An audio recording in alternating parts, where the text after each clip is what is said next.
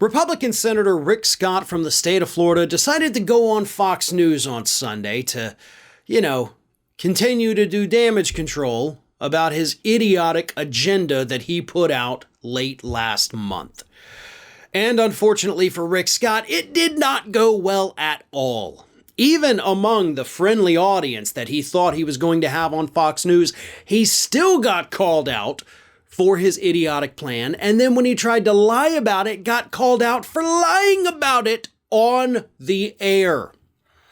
He was on with Fox News host John Roberts, so let me read you the exchange of what happened there. Roberts asked him, why would you propose something like that in an election year?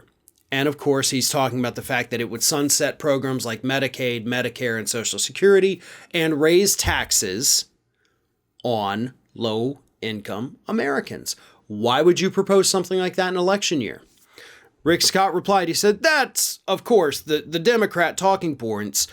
And Roberts interrupted, no, that's in the plan. That's actually what he said. He said, no, it's in the plan.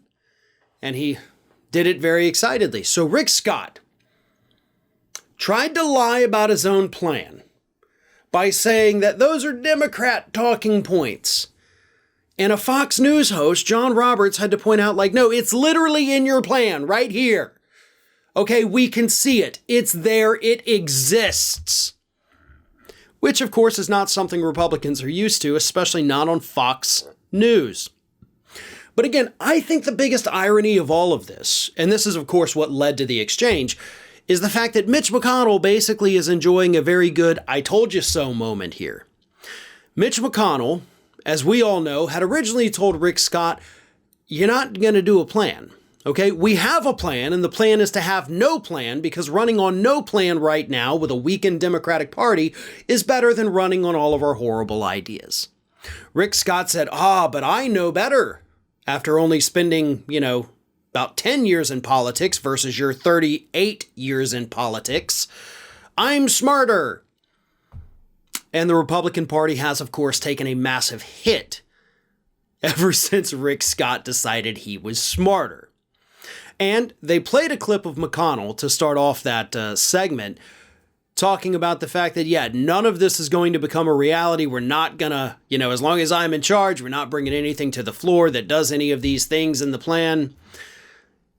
And Rick Scott is sitting there looking like an idiot, knowing that he put these things in there and still literally lying about it, even though anybody can look them up. And of course, John Roberts did and pointed out well, here it is, buddy.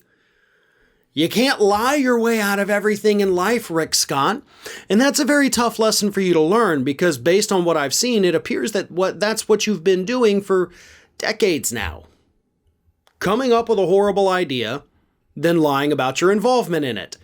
I mean, after all, isn't that why you had to plead the Fifth Amendment 75 times? To avoid going to prison for the fraud against the government that the company you founded, committed against the government, right? But see, here on Fox News, you didn't get to plead the Fifth Amendment. You didn't get to avoid that self-incrimination, so you had to lie about it. And it didn't go well for you.